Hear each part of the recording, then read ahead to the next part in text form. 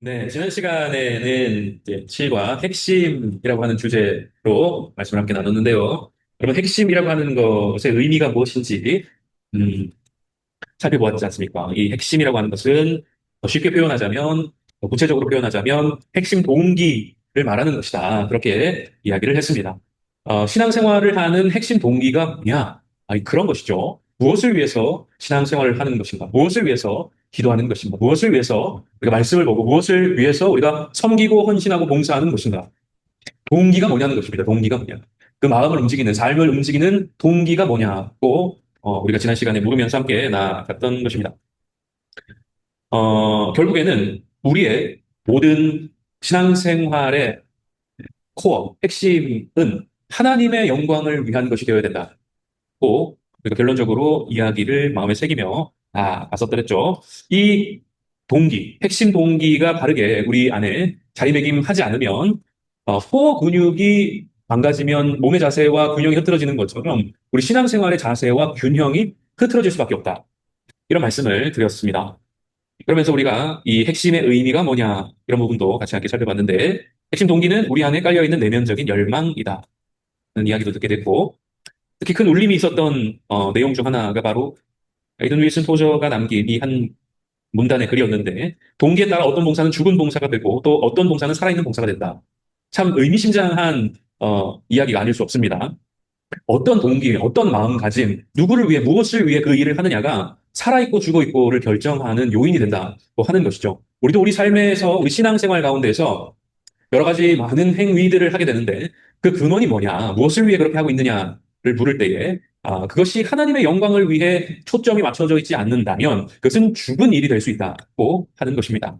핵심 동기는 종종 우리의 자각으로부터 숨겨져 있다고 했습니다. 우리가 인지하지 못할 수 있다는 거예요. 우리가 겉으로는 하나님 영광을 위해서 이 일을 합니다라고 표현은 하지만 실제 내 마음, 내 마음의 깊은 곳에서는 하나님의 영광이 아닌 나 자신의 영광을 위해서 그 일을 하려고 하는 그런 욕망이 자리 잡고 있을 수 있다. 자각으로부터 숨겨져 있다라고 했습니다. 여기는 그릇된 개념 몇 가지가 있다고 했는데 핵심동기는 지금이나 나중에 하나님의 판단을 받지 않을 것이다. 하지만 우리가 어떤 마음으로 신앙생활을 하느냐 그것은 하나님 보시는 일이고 판단하시는 일이라고 했습니다. 그래서 우리가 어떤 동기로 신앙생활을 하느냐는 매우 중요한 일이다 말씀을 드렸고요. 두 번째 핵심 동기는 본래 순수한 것이며 하나님을 영화롭게 하는 것이다. 본래 순수한 것이란 존재하지 않습니다.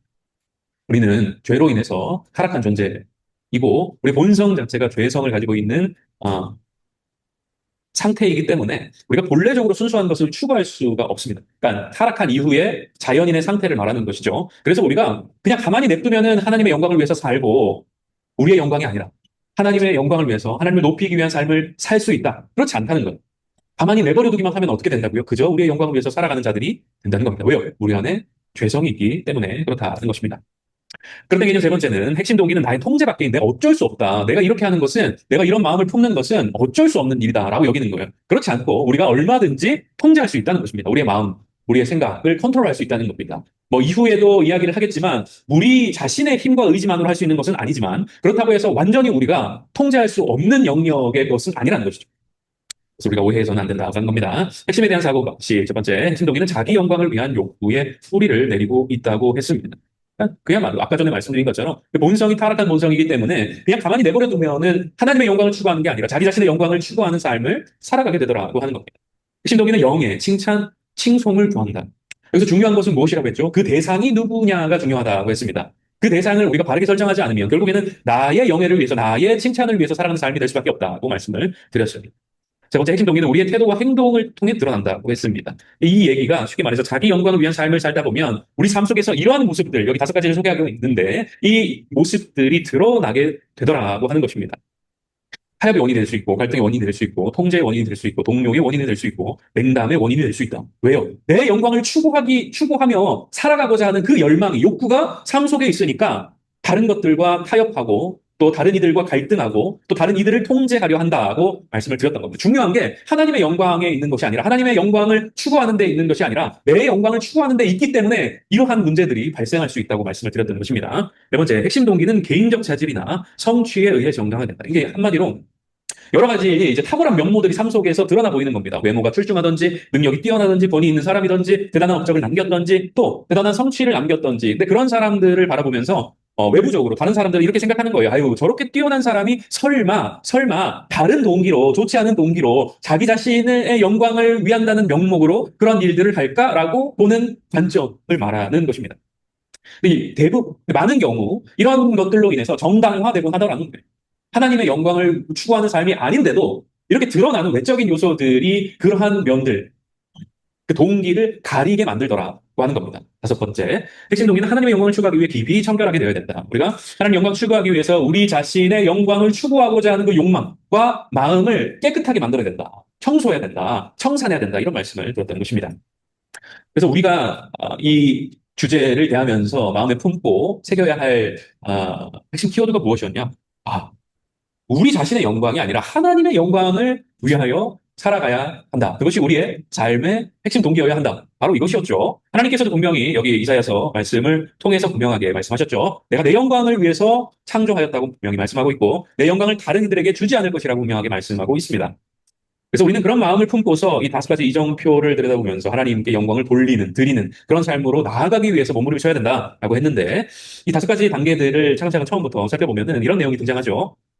가장 먼저는 영광을 구하는 자. 이 영광을 구하는 것은 하나님의 영광을 구하는 것이 아니라 나 자신의 영광을 구하는 것을 의미합니다. 나 자신의 영광을 위해서 살아가는 삶을 의미한다고 했습니다. 두 번째는 영광을 나누는 자. 나누는 것은 누구와 나누는 것이냐. 하나님께 그 영광을 돌리는 게 아니라 바벨론 성을 지었던 이들이 우리가 흩어짐을 면하자 하면서 스스로 칭찬하고 격려하면서 바벨론 성을 쌓지 않습니까? 그러니까 자신들의 영광을 추구하고 자신들의 유익을 구하면서 이 행동을 했던 것이죠. 결국에는 이 영광을 누구에게 돌렸습니까? 자기 자신들에게 돌렸던 것이죠.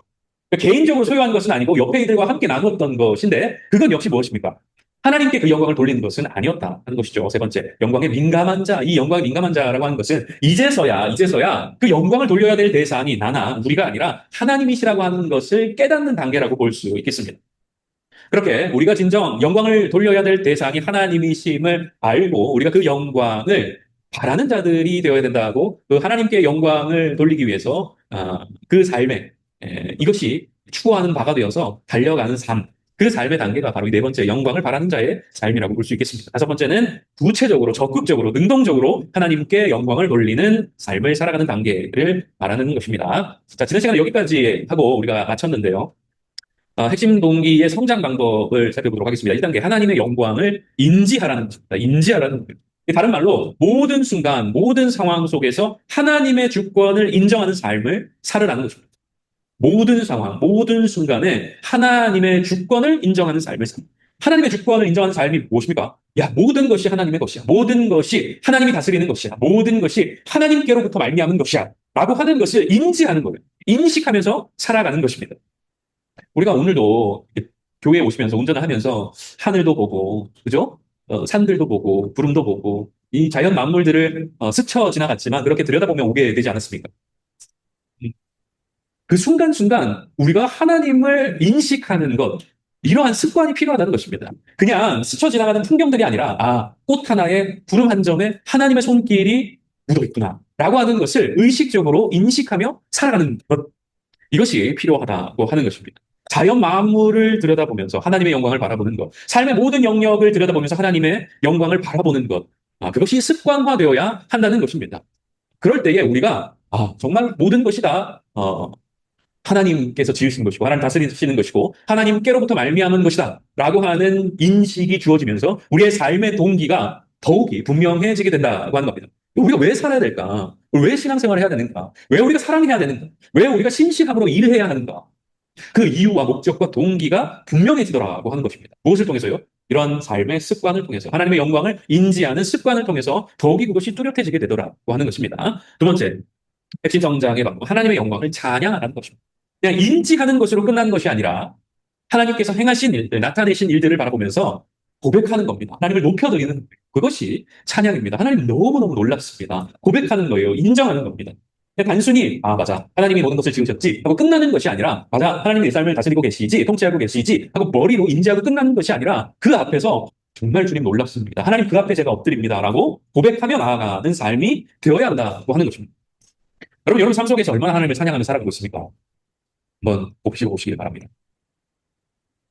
여기서 한 가지 또 우리 교회 용어 상식적인 이야기를 말씀을 좀 드리자면 찬양과 찬송의 차이점. 이게 몇 차례 제가 말씀을 드린 적이 있는 것 같은데 찬양과 찬송은 사실 상호 교호적으로 사용되는 표현이기도 하지만 엄밀하게 따져보면 다른 표현입니다. 찬양은 무엇이고 찬송은 무엇일까요? 예? 찬양은 하나님을 높이는 모든 행위를 가리켜 찬양이라고 하는 것입니다. 그러니까 우리의 입술의 고백이 찬양일 수 있고 그것이 우리가 소위 이야기하는 멜로디의 고백을 담는 그것을 넘어서서 모든 표현 방식으로 하나님을 높여드리는 것 그것이 찬양이다 보시면 되겠습니다. 우리가 글로도 하나님을 찬양할 수 있고 행동으로도 하나님을 찬양할 수가 있는 것이죠. 찬송은 무엇일까요? 찬송. 찬송. 찬송은 이제 부르는 것입니다. 그래서 특별히 구분을 하자면 찬송은 말 그대로 이제 이 가락이라고 표현하기가 참 되게 낯선 단어인데 예. 그렇게 우리가 소위 말하는 이제 복음성가 뭐 이렇게 찬송가라고 하지 찬양가라고 하지 않지 않습니까? 그래서 노래 음악이라는 이 도구를 가지고 하나님을 높여드리는 것, 찬양하는 것을 찬송이라고 표현한다. 물론 뭐 어떻게 표현하든지 괜찮습니다. 짜장면, 자장면 뭐 이렇게 다 똑같지 않습니까? 그런 거예요. 근데 엄밀히 구분하자면 이런 차이점이 있다. 버스 뭐 다 똑같은 거. 찬양, 찬송. 사실 뭐 송이라고 하는 것도 영광을 올려도 송영 이런 식으로 표현하죠, 그죠? 다 높여드린다 같은 뜻이에요. 근데 굳이 우리가 예배학적으로 이 두 단어를 구분하자면 그런 차이점이 존재한다. 는 것입니다. 평소에 여러분 하나님을 얼마나 하나님의 영광을 얼마나 찬양하며 살아가고 있느냐 묻고 있는 것입니다. 스스로 한번 대답해 보십시오.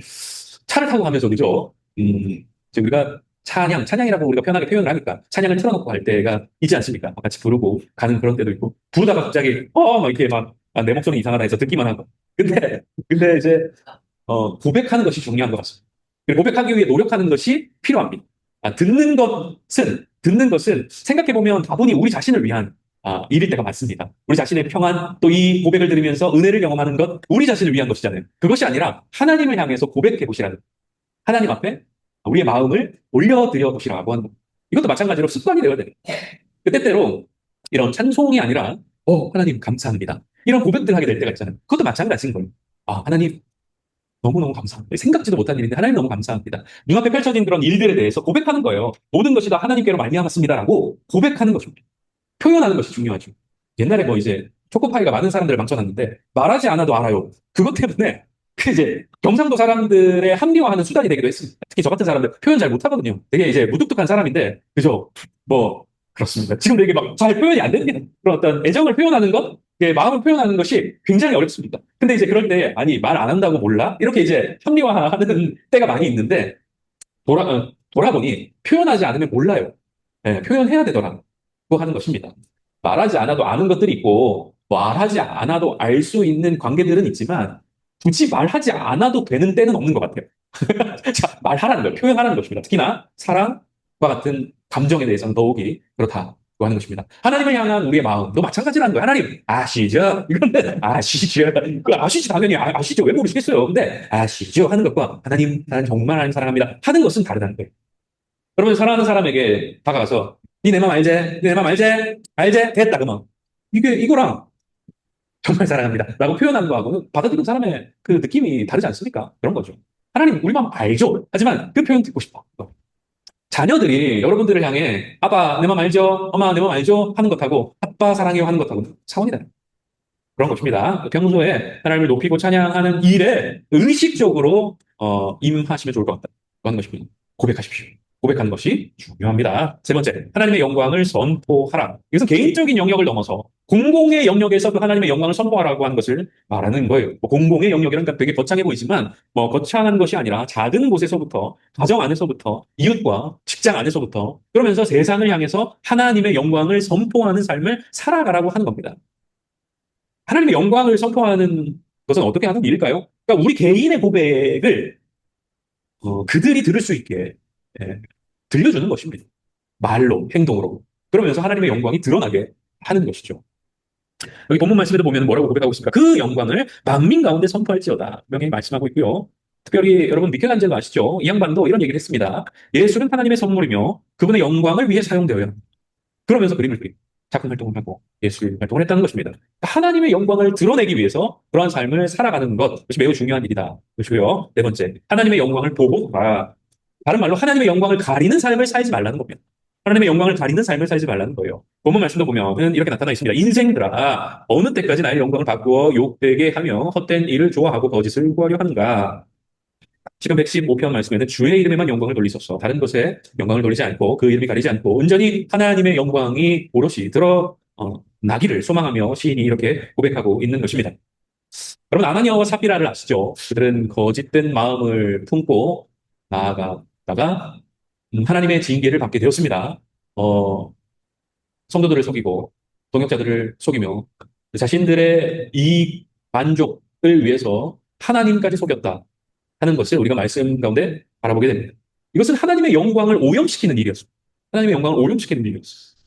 그래서 우리는 이렇게 하나님의 영광을 가리는 삶을 살지 않기 위해서 몸부림을 쳐야 된다고 하는 것입니다. 그러니까 우리 자신이 그런 삶을 살지 않도록 몸부림을 칠 뿐만 아니라 또 뭐예요? 옆에 있는 지체들, 우리 교우들이 또한 그렇게 하나님의 영광을 가리는 삶을 살지 않도록 우리가 기도하고 권면할 필요가 있다는 거죠.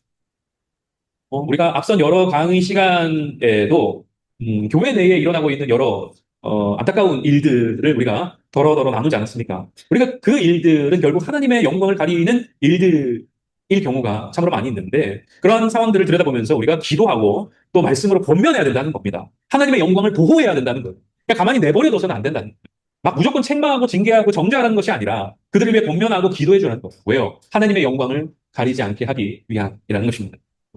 이런 모습이 우리에게 필요하다는 것이고, 다섯 번째, 하나님의 영광을 증진시켜라. 그러니까 날로 더욱 하나님께 영광을 돌리는 삶을 살아가라는 거예요. 마태복음 5장과 요한복음 15장 말씀에 보면 이런 말씀 등장하죠. 너희 착한 행실을 보고 하늘에 계신 너희 아버지께 영광을 돌리게 하라. 너희가 열매를 많이 맺으면 내 아버지께서 영광을 받으실 것이요. 어떻게 하나님께 더욱 우리가 영광을 돌리는 삶을 살아갈 수 있는가? 본문은 착한 행실을 통해서 또 열매를 맺는 것을 통해서 하나님께 영광을 돌리는, 하나님의 영광을 증진시키는 삶을 살아갈 수 있다고 말씀하고 있습니다. 다니엘의 삶을 통해서 바사왕 다리오가 하나님을 인정하고 또 하나님이 역사의 주관자가 되심을 고백하게 되지 않았습니까? 다리오 왕은 하나님을 믿는 사람이 아니었어요. 불신자였습니다. 이방신을 섬기는 자였습니다. 그럼에도 불구하고 다니엘을 통해서 여호와 하나님을 알게 되고 여호와 하나님을 찬양하며 영광 돌리게 된 것을 우리가 발견할 수 있는 것이죠. 그런 것입니다. 착한 행실을 보고 그 삶을 보고서 하나님께 영광 돌리게 하는 것, 이것이 또한 우리의 삶에 매우 필요한 일이라고 말씀하고 있는 것입니다.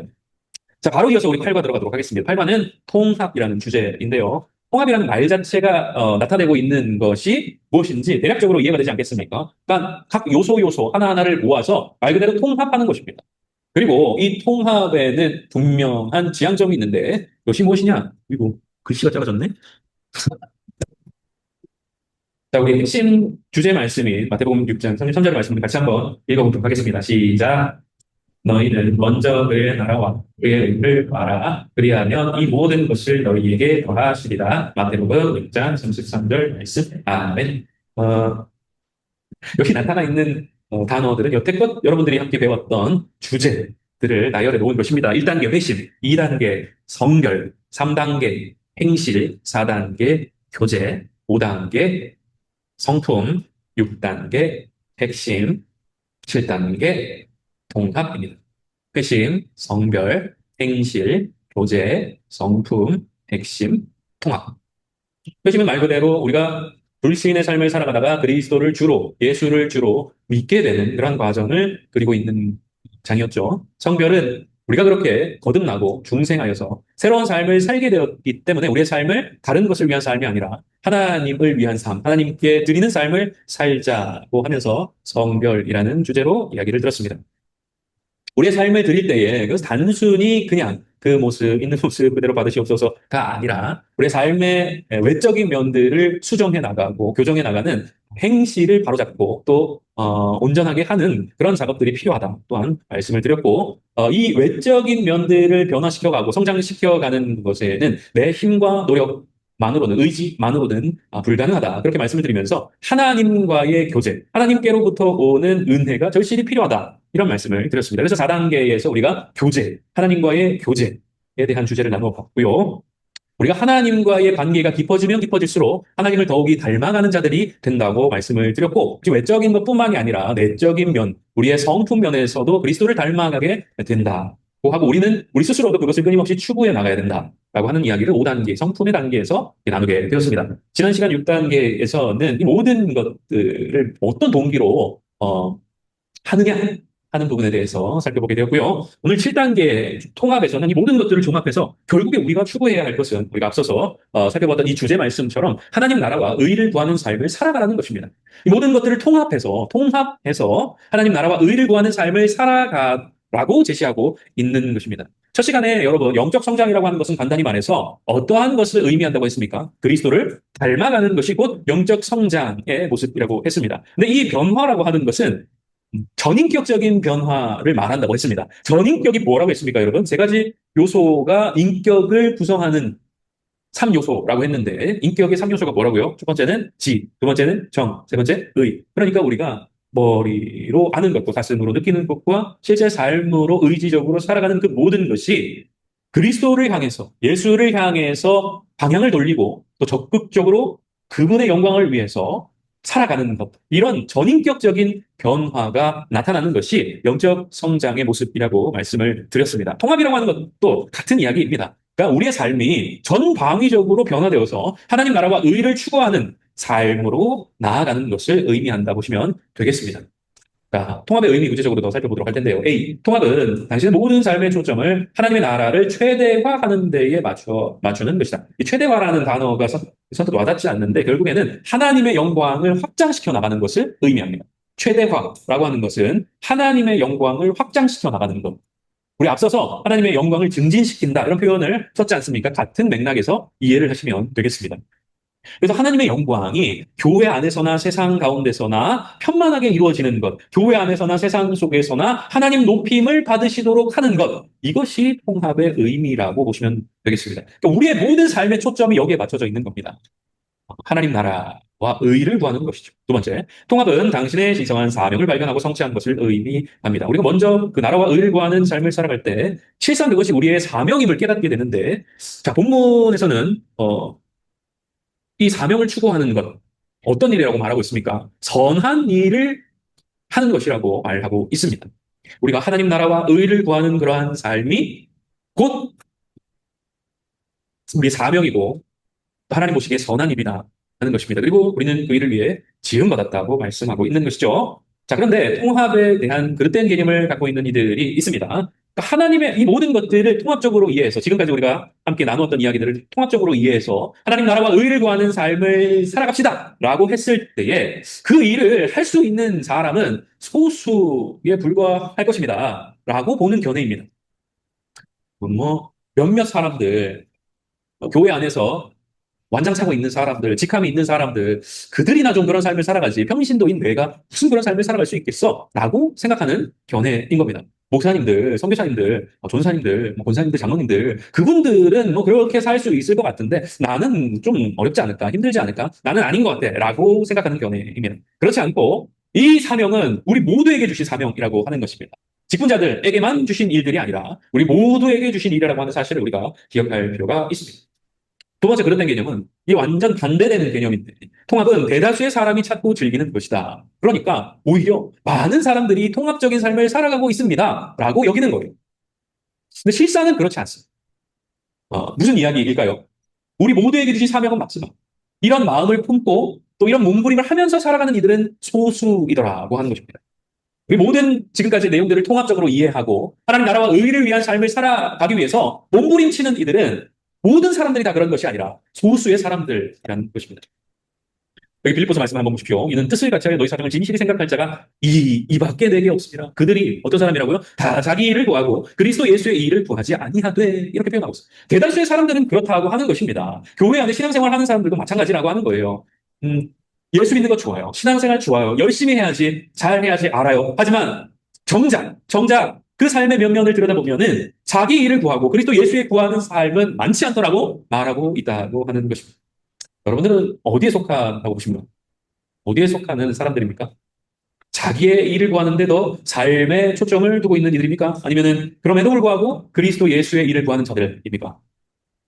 통합이란 우리의 삶의 면면에 놓여 있는 여러 가지 문제들이 매우 중요하고 또 우리가 실제 살아가는 이 모든 삶의 터전이 중요하다고 말하고 있지만 그럼에도 가장 중요한 것은 예수의 일을 구하는 것이라고 말하고 있고, 또 우리가 그러한 삶을 살아가는 것이 곧 통합의 삶이라는 것을 제시하고 있는 것을 볼 수가 있습니다. 세 번째 그룹 땡기는 보겠습니다. 통합은 하나님께서 그것을 초자연적으로 보여주실 때까지 우리에게 기다릴 것을 요구하니 무슨 말일까요? 아, 하나님, 제가 뭐 무슨 말인지 다 알겠는데요. 첫 발을 떼는 게 참 쉽지 않습니다. 모세처럼 바울에게처럼 뭔가 좀 명확한 신호를 제게 좀 보여주십시오. 제가 그때까지 좀 기다려 보겠습니다. 좀 보류하고 싶습니다. 라고 여기는 태도인 겁니다. 모세는 여러분 어떻게 하나님의 일을 맡아서 살아가게 됐습니까? 미디안 광야에서 양떼들을 치고 있을 때에 그 밤중에 떨기나무 불꽃을 발견하게 되지 않았습니까? 분명히 그 나무에는 불이 붙어 있는데 타지 않아요.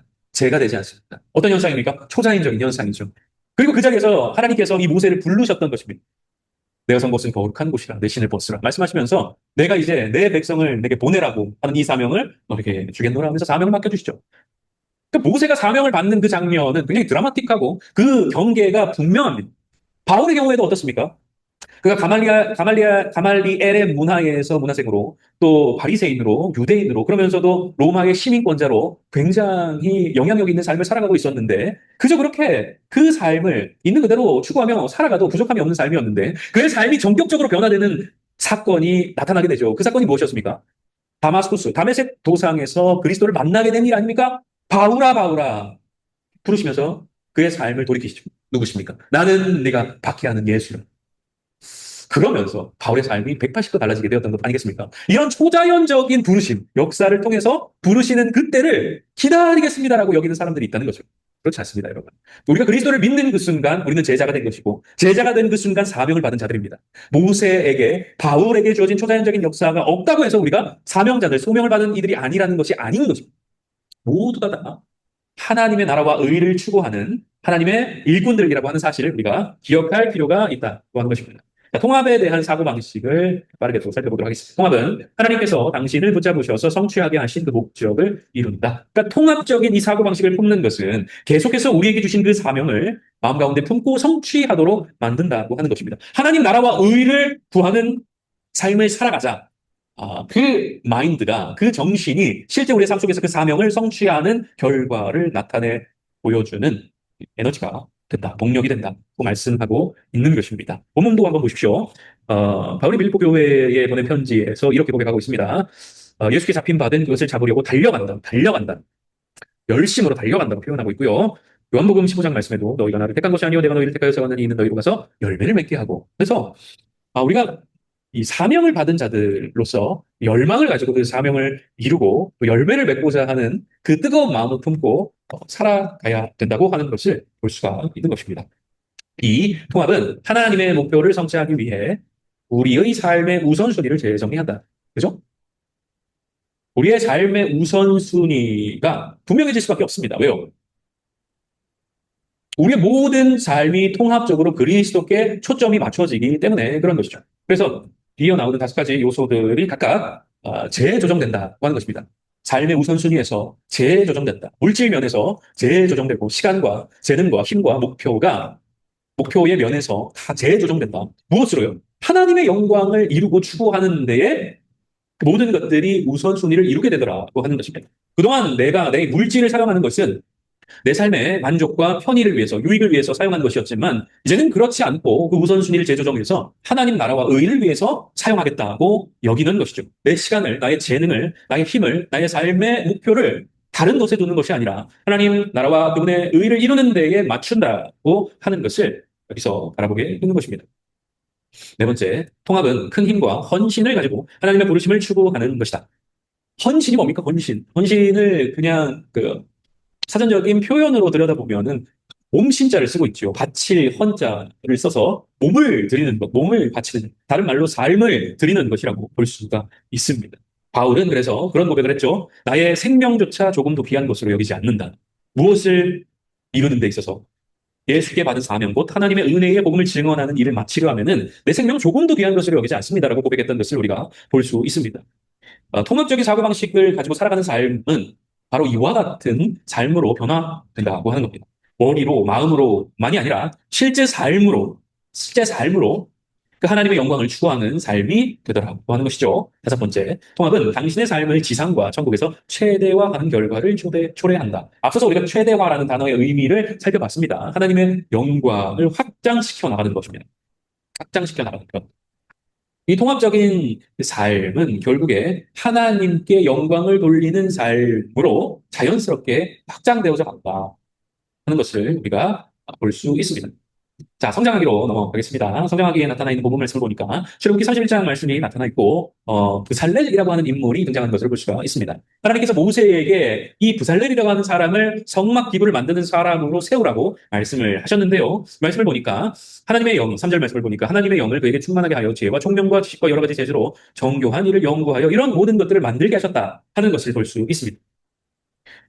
하나님께서 하나님의 일을 감당하게 하실 때에는 이러한 툴, 도구, 달란트, 은사를 주신다 하는 것을 이 말씀 속에서 우리가 발견할 수가 있는 것입니다. 그래서 우리가 하나님 나라와 의를 추구하는 삶을 살아가고자 할 때에 하나님 우리에게 주신 그 은사를 적극 활용하라고 요구하십니다. 오늘 시간이 된다면은 이제 여러분 뭐 은사 찾기 이런 것도 하면 좋은데 그것은 시간을 한번 보고 이어가도록 하겠습니다. 어쨌든 여러분 하나님 각자에게 우리 각자에게 주신 은사가 일단 은사가 다 있어요. 여러분의 은사가 무엇이라고 생각하십니까? 네. 어떤 분들은 나의 은사는 이것입니다. 명확하게 알고 있는 분들도 있으시겠지만 잘 모르겠는데요. 이렇게 생각하는 분들도 많이 있으시리라 생각을 합니다. 그래서 우리가 은사 테스트, 은사 찾기 이런 이제 프로그램을 따로 진행하기도 하는데 하셨던 분들도 있으셨으리라 생각을 합니다. 어쨌든 여러분 하나님께서는 우리에게 주신 그 은사를 활용해서 하나님 나라의 영광을 이루도록 하셨다고 하는 것을 알 필요가 있습니다. 자, 성장하기 에서 또 다섯 가지 이야기들을 우리에게 전해주고 있는데요. 통합은 모두에게 유효하다. 앞선 이야기처럼 우리 모두에게 다 해당되는 말씀이라고 하는 것이고요. 두 번째, 통합은 모든 시대의 사람에게 유효하다. 그러니까 과거, 현재, 미래 끊임없이 추구해야 하는 일이라고 하는 것입니다. 통합적 사고방식을 가지고 살아가는 것. 무슨 뭐 지금 현재에만 중요한 일이 아니라 과거, 현재, 미래 모든 시대 가운데에 필요한 일이다고 말하고 있는 것이고요. 세 번째, 통합은 과거를 막론하고 유효하다. 앞에 이야기랑 비슷해 보이는데 특별히 과거라는 표현을 쓰는 데에는 그런 의미가 있습니다. 과거에는 우리가 영적 성장을 위해 살아가기로 몸부림을 쳤으나 때때로 실패하게 되었던 경우들이 있던 것이죠. 하나님의 영광을 추구하고자 애썼던 삶이 우리의 삶에 없었던 것은 아닌데 실패하게 되는 그런 순간을 만나게 될 때가 있었던 것입니다.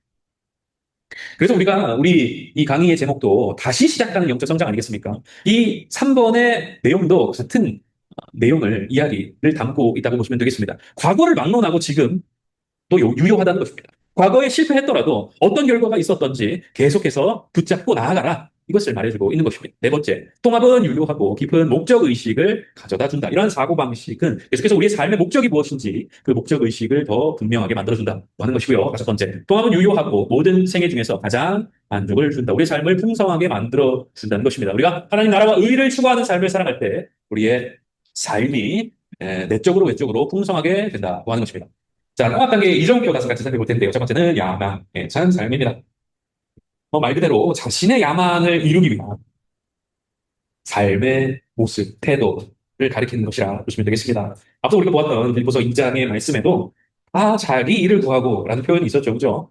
자신의 영광, 자신의 소원을 이루기 위한 그런 삶, 야망에 찬 삶이 첫 번째 이정표 보시면 되겠고요. 두 번째는 찾는 삶입니다. 찾는 삶. 자신의 영광을 추구하는 삶이 신앙생활, 회심의 단계에 들어서서는 아닌데, 이게 아닌데 라고 하는 것을 더욱이 깨닫게 되지요. 그러면서 그렇다면 내가 정말 추구해야 될 삶은 무엇인가 찾기 시작하는 단계로 접어들게 된다고 하는 것입니다. 삶의 궁극적인 이유와 목적은 무엇인가? 나는 무엇을 위해 살아가야 하는 삶일까? 라고 하는 이런 질문들 여러분 더러더러 던져보게 되지 않습니까? 이런 찾는 삶의 단계가 바로 두 번째 이정표다 보시면 되겠고요. 세 번째는 이제 그 목표가 목적이 방향이 무엇인지 누구인지를 분명하게 깨닫게 되는 단계라고 보시면 되겠습니다. 그래서 이제는 삶의 이유, 추구해야 할 목적을 분명하게 설정하고 가는 단계다 보시면 되겠습니다. 디모데후서 2장의 말씀을 보면은 병사로 복무하는 자는 자기 생활에 얽매이는 자가 하나도 없나니 이는 병사로 모집한 자를 기쁘게 하려 함이라. 이런 말씀이 등장합니다. 병사들 그들의 삶에는 어떤 다른 갈등의 요소가 없다. 하는 것을 말해주고 있는 거예요. 왜 그러냐? 그들이 모인 이유, 그들이 그 자리에 있는 목적이 분명하기 때문에 그렇다고 하는 겁니다. 그들이 왜 그 자리에 있는가? 병사들이 왜 그 자리에 있는가? 모집한 자를 기쁘게 하려 하기 위해서 그 자리에 있다. 하는 것을 이 병사들이 마인드 세팅이 이미 끝났다고 하는 것입니다. 그러니까 다른 것에 눈 돌릴 필요도 없고 다른 것에 관심을 가질 이유도 없다고 하는 것입니다. 삶의 목적이 이와 같이 분명히 설정되어서 가는 단계, 바로 목적이 있는 삶의 단계다. 이게 세 번째 이정표이고요. 네 번째는 초점 있는 삶입니다. 그러니까 그 목적을 선명하게 해서 초점이 있는 삶을 실제로 살아가는 거죠. 실제로 살아가는 거예요. 삶의 방향을 설정하는 것, 세팅하는 것을 지나서 이제는 실제로 이렇게 초점을 맞추어서 살아가는 것을 의미합니다. 1부서 3장 말씀에도 바울이 이렇게 고백하죠. 하나님이 위에서 부르신 부름의 상을 위하여 달려가는, 그냥 걸어가는 것이 아니라 그냥 민기적거리면서 그렇게 걸어가는 것이 아니라 힘차게 달려간다. 힘차게 달려간다고 말씀하고 있는 겁니다. 초점이 있고 방향이 있기 때문에 이러한 삶을 살아갈 수 있다는 겁니다. 아무런 목적이 없고 뜻도 없고 방향이 없으면 이렇게 달려갈 수 없는 것이죠. 이리저리 두리번거리게 되고 방황하게 되는 것입니다. 그런데 초점을 분명히 하고 살아가는 삶은 이와 같이 힘이 있다. 선명한 삶을 살아간다. 하는 것입니다. 마지막 다섯 번째는 족장의 삶입니다. 표현이 좀 우리가 평소 사용하지 않는 족장이라는 표현 잘 사용하지 않는데 괄호해서 멘토 이렇게 적어 놓으셔도 좋을 것 같습니다. 멘토. 네, 멘토. 디도서 2장 3, 4절 말씀 우리 같이 한번 읽어보도록 하겠습니다. 시작. 늙은 여자로는 이와 같이 행실이 거룩하며 모함하지 말며 많은 술에 종이 되지 아니하며 선한 것을 가르치는 자들이 되고 그들로 젊은 여자들을 교훈하되 그 남편과 자녀를 사랑하며 디도서 2장 3절 4절 말씀. 마지막으로 우리가 통합적인 사고방식을 가지고 추구해야 할 그 삶의 모습은 족장의 삶이라는 거예요. 한마디로 영향력 있는 삶을 살아가는 것을 의미합니다. 나 혼자만, 개인적으로만 하나님의 영광을 추구하는 삶이 아니라 다른 이들에게도 하나님의 영광을 바라보게 만드는 역할을, 하나님께 영광을 돌리게 만드는 그러한 역할을 감당하는 것이죠. 그것이 바로 족장의 삶의 모습이라는 것입니다. 교회에서 누릴 수 있는 여러 복 중 하나는 좋은 신앙의 선배들을 만나는 거예요. 제가 지난 시간에도 말씀드렸던 것처럼 목회자에게 좋은 목회자 선배를 만나는 것이 그 삶을 정말 풍성하게 만들어주고 또 기쁨이 있는 신앙생활을 만들어주는 것처럼 우리 성도들에게도 좋은 믿음의 선배가 있는 것이 참 큰 복이라는 것입니다. 여러분들에게 그런 선배들이 있습니까? 아니면 여러분들은 그런 선배입니까? 한번 질문을 던져봤으면 좋겠습니다. 이렇게 교회에서 저도 목회자로 선배들을 만나고 대하다 보면은 이분 정말 영향력이 있는 분이다. 이런 생각이 들 때가 있습니다. 그 영향력이라는 것이 이제 부정적인 영향을 미치는 사람들도 있지만 정말 선한 영향력을 끼치는 분들도 많이 있어요. 그래서 이 권사님, 이 집사님을 통해서 젊은 집사님들이 도전받고 힘을 얻고 신앙생활의 방향을 찾게 되는 것이죠. 그런 분들 너무 귀하다고 생각을 하고 교회 안에 더욱이 참 필요한 존재들이다 하는 그런 생각을 합니다. 우리 교회에도 저는 이런 분들 참 많이 또 있으시다 생각을 합니다. 더 있었으면 좋겠어요. 우리 권사님들이 더욱이 신앙의 모범이 되고 장로님들이 안수 집사님들이 외적인 우리 이미 배워서 알잖아요. 행실의 차원에서가 아니라 통합적인 차원에서 모범이 되고 돈이 되고 또 많은 이들에게 선한 영향력을 발할 수 있는 그런 존재들이 되었으면 좋겠다 싶은 거. 근데 이것이 타인을 향한 바람에서 그치는 것이 아니라 여러분 스스로가 그러한 존재가 될 수 있기 위해서 또한 몸부림을 칠 필요가 있다는 것이죠. 젊은 집사님들, 우리 권사님들도 젊으세요, 보면은. 여기 계신 우리 권사님들 다 젊으세요. 다 젊은 분들이십니다. 그 젊은 분들이신데, 여러분들이 이런 좋은 선배들이 좀 되었으면 좋겠다 하는 말씀을 좀 드리고 싶습니다. 디도서의 이 말씀처럼 늙은 여자라, 늙었다 이런 표현이 좀 듣기에 편한 표현은 아니지만 더 성숙한 자가 이런 삶을 살아가야 된다고 이야기를 해주고 있는 겁니다. 교회 안에서 신앙의 연수가 더 많은 사람이 이러한 삶을 살아가야 된다고 말해주고 있는 거예요. 그래서 우리가 나이를 들어가면 들어갈수록 우리 신앙의 연수가 1년 1년 더 채워져 갈수록 이러한 족장의 삶을 살아가는 존재, 멘토의 삶을 살아가는 존재, 선한 영향력을 바라는 삶을 살아가는 이들이 되어야 된다고 하는 겁니다. 이 말씀에도 보면은 행실이 거룩하며 모함하지 않고 많은 술에 종이 되지 않은 다른 것들 휘둘리지 않는 거예요. 선한 것을 가르치는 자가 된다고 했어요. 그냥 나만 알고 나의 신앙의 유익으로 삼고 그치는 것이 아니라 다른 이들에게 그 선한 것을 가르치는 자가 되라고 말씀하고 있습니다. 그리고 젊은 여자들을 교훈하고 똑같은 이야기. 여러분 이러한 삶을 살아가는 우리들이 되었으면 좋겠습니다. 그런 이들을 만나는 것도 너무너무 소중하고 감사한데 그런 이들이 우리에게 그러한 선한 영향력을 끼친 이유도 사실은 여기에 있다는 거예요. 선배들이 그죠? 큰 권사님들이 우리에게 김 집사 이럴 때는 이렇게 한번 해봐. 가르쳐 주시잖아요. 그죠? 아유, 집사 이렇게 한번 해봐. 가르쳐 주시잖아요. 그때에 단지 그 순간 그 상황을 모면하고 해결해 주시기 위해서 그러한 조언과 말씀을 해주셨다라기보다는 또다시 당신과 같은 문제로 어려워하고 힘겨워하고 있는 지체들이 있다면 그대도 나아가서 그렇게 선한 영향력을 발할 수 있다면 좋겠네 라고 하는 그 마음이 담겨 있는 거예요. 그러니 여러분들이 그러한 이들, 또 배우기에 힘쓰는 이들, 닮아가기에 몸부림치는 이들이 되어서 족장의 삶을 살아갈 수 있는 모두가 다 되었으면 좋겠습니다. 자, 마지막으로 통합의 성장 방법인데요. 첫 번째는 믿으라는 것입니다. 하나님 믿으라는, 더욱이 하나님을 믿으라는 거죠. 두 번째, 빨리 넘어갈게요. 하나님께서 당신에게 맡기신 재능과 은사를 발견하라. 이 발견하라는 것은 찾아가라는 의미이기도 합니다. 앞서도 내 은사가 아직 뭔지 잘 모르겠어요. 라고 하는 분들 있으시잖아요. 찾기 위해서 애를 쓰시라고 하는 것입니다. 아마도 오늘은 시간이 안 될 것 같아서 제가 이제 카톡방에 올려드리겠습니다. 그 이제 은사 찾기를 간략하게 할 수 있는 그 프로그램이 있습니다. 웹상에서 그냥 여러분이 이거 바로 그냥 링크를 클릭해서 들어가시면 되는데, 요거는 일반적으로 우리가 그 의사찾기를 하셨던 분들, 이미 테스트 하셨던 분들은 아마 그 질문지가 오리지널은 한 120가지가 넘을 거예요. 그거 하려면은 뭐 1시간, 한 최소 30분 시간이 소요될 것 같아서 요거를 제가 찾아놓은 이유가 한 60문항 정도 됩니다. 그래서 여러분 그 왜 고객 만족도 조사한 것처럼 매우 만족, 그냥 만족, 보통 만족, 만족하지 않은 이런 식으로 한 5가지 이런 보기들이 있고 그냥 누르시면 돼요. 해서 마지막에 당신의 인사는 무엇인가 이렇게 이제 결과를 나타내 보여줍니다. 한 가지 이제 그 말씀드리고 싶은 것은 이게 아마도 다른 교회에서 만든 거예요. 다른 교회에서 만들어서 처음에 어디 뭐 교구 입력하라 뭐 이런 게 나오는데 무시하시고 아무거나 하시면 돼요. 제가 고쳐가지고 제가 프로그래밍을 새로 할 수 있으면 좋은데 그 정도는 아니기 때문에 어쨌든 그래도 나와 있는 걸 잘 활용하면 좋겠다 싶어가지고 제가 한번 링크로 안내를 드리겠습니다. 그러면 그거 한번 보시고 내 은사가 무엇인지 이렇게 한번 또 발견했으면 좋겠습니다. 뭐 시간이 나오면 하는데 일단은 먼저 그렇게 안내를 드리고요. 은사 얘기가 나와서 그렇게 말씀을 드렸습니다. 그래서 끊임없이 우리가 우리 은사를 찾아가고 하나님 아까 전에 우리가 말씀 속에서 봤던 것처럼 하나님께서 우리를 사용하실 때 우리의 은사를 가지고 우리를 사용하신다. 그렇죠? 우리에게 주신 재능, 달란트가 있다는 것이죠.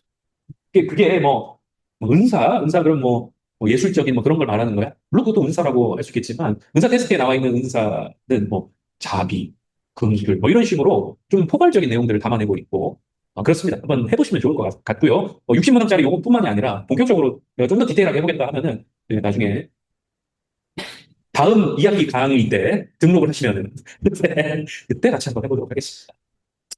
자, 당신의 삶의 목적과 영원한 유산을 분명히 해달라고 하나님께 구하라, 기도하라, 믿어라, 찾아라, 구하라. 네 번째, 재조정하라. 앞서서 우선순위 이야기했죠. 그냥 우리가 이론적으로만 알고 끝나는 게 아니라 실제 여러분 삶의 우선순위를 한번 조정해 보시라. 항상 강조드리는 것은 우리가 실제 삶에서 행동하지 않으면 아무런 변화도 일어나지 않는다. 것이고요. 마지막, 통합의 성장 방법. 당신이 그러한 삶을 살고 있음을 알게 되기까지 통합된 삶을 추구하는, 계속해서 추구하는 거예요. 아까 전에 이야기했죠. 과거, 현재, 미래. 우리의 또 지나왔던 시절들이 어땠던 상관없이 계속해서 추구하는 거예요. 붙잡고. 다시 시작하고 다시 시작하고 또 다시 시작하는 거예요. 영적 성장을 향한 몸부림.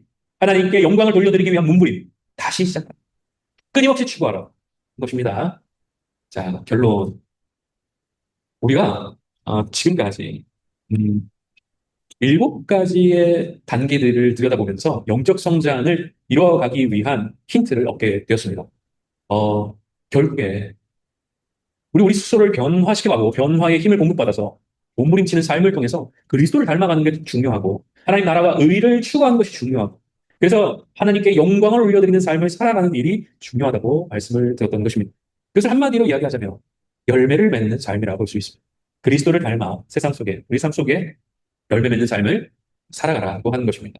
그렇게 우리가 하나님께 영광을 올려드리고 우리의 삶도 하나님 주시는 은혜로 더욱이 풍성하여지는 그러한 삶을 우리 모두가 다 누리며 살아갈 수 있기를 간절히 소망합니다. 계속해서 여러분 그렇게 몸부림치며 영적 성장을 위해서 달려갈 수 있는 모두가 다 되었으면 좋겠습니다.